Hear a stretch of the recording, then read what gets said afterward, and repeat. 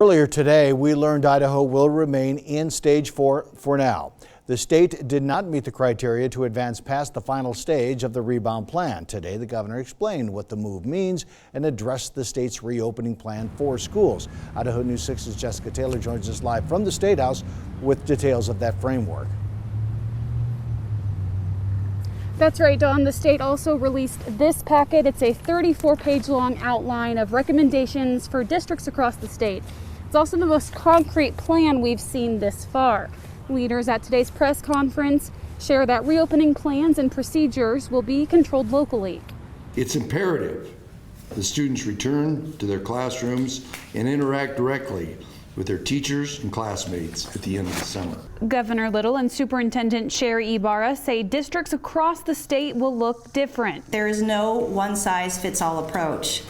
Because when schools open this fall, communities will be in different stages of the pandemic.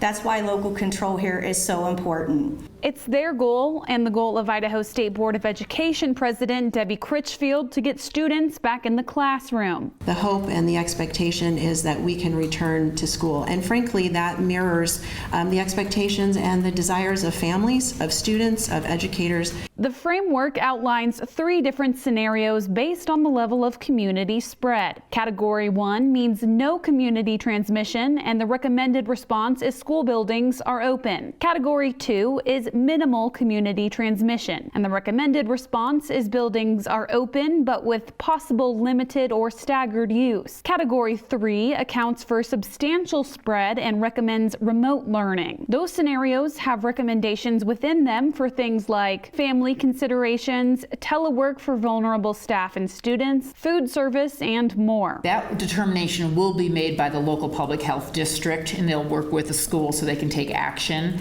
You know, we know that we have a lot of disease in the community right now, and it wouldn't surprise me if we're either in the moderate or substantial, certainly not minimal or none. Officials say this framework is not mandatory for the schools to follow. It's only supposed to help assist in their decision making.